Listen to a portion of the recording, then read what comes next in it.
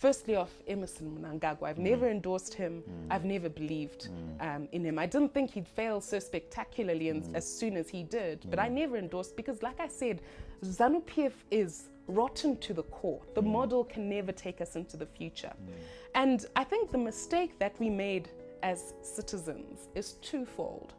The first being that we thought that if the symbol of our oppression, Robert Mugabe, fell, then that would be the end of our problems. We underestimated just how large the system that's been created over time and perfected by ZANU-PF was.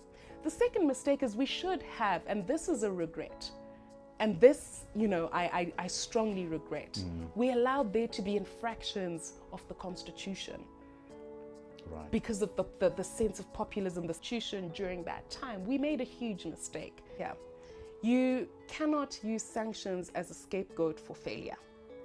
So you cannot say that we're in this crisis because of sanctions. And the reason I say this is because a lot of money has been lost to corruption in Zimbabwe. 3 billion was lost to command agriculture. Now imagine if that 3 billion was used to make us more prepared for the drought that has now come.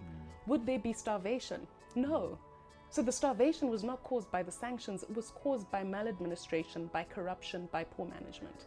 And I think there's a need not only to just reform, because reform is tinkering with a few things. We need to transform Zimbabwe, fix it at its root, and it's not an international issue. We need to huddle up and say none but ourselves. Let's fix the internal stuff, because attacking the problem at a sanctions level is to start really right at the top. You need to start from the bottom.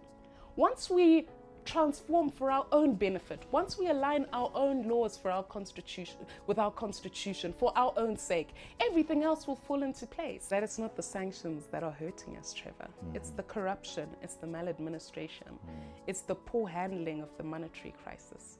You recall that GNU period that I spoke of? Yeah. The sense of optimism was huge. Sanctions had not been removed at that point. Let's do good by our people. Let's fix the country.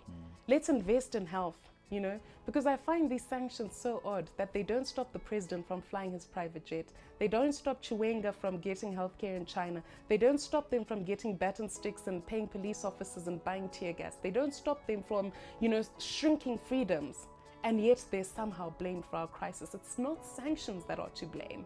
It's the corruption, it's the bad governance disease that dogs this government that's caused us to get where we are. And so if it's about huddling up, we don't start with Z, we start with the ABC.